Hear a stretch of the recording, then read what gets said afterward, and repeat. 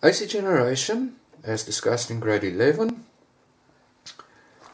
we've got a north and a south pole on a permanent magnetic field, and we place a conductor inside that permanent magnetic field. When we rotate that conductor, and we're following that point, the closer we get to 90 degrees, the greater the flux density that it's going to experience is going to be, and as a result the higher the voltage generated is going to be. So as we rotate to 90 degrees, that voltage is going to increase. Once we move past 90 degrees to 180 degrees, that voltage falls away because of the decrease in the amount of magnetic field. And as we go into the opposite half, in other words towards the south pole, now the polarity has swapped around. As a result, we get a reverse direction in current flow, and as we return back to 0 degrees to complete the rotation, we find that the voltage is also going to decrease.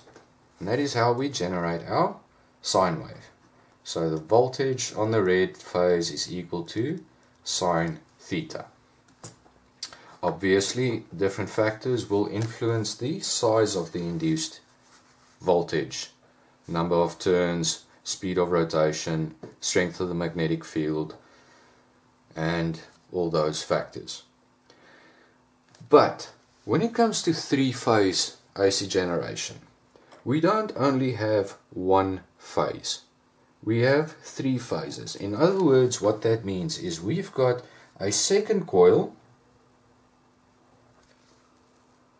that is placed over there, and the phase shift or the phase difference there is 120 degrees.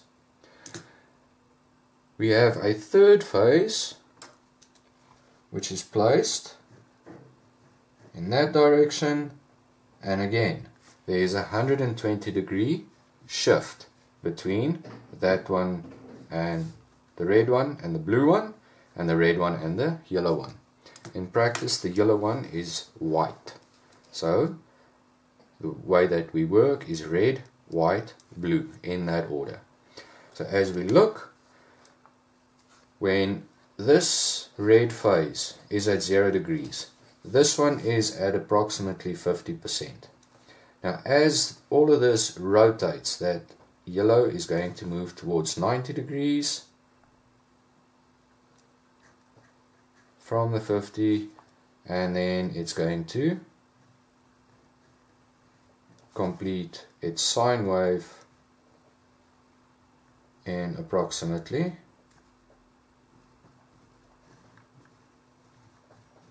that fashion over there. The blue phase starts off at approximately 50%, and as it rotates it's going to move downwards. So we're going to get that waveform generated approximately in that fashion to generate our sine wave. Now looking mathematically, the yellow phase is represented by sine minus 120 degrees, sine theta minus 120 degrees, and the blue phase is calculated by sine theta plus 120 degrees. And that is how a three-phase sine wave is generated. The electrical supplier generates three phases because with the same amount of effort we can get up to 3 times the amount of power generated. This can be separated over separate lines in order to create a balanced system, and in doing that we result in lower current drawn from the supply.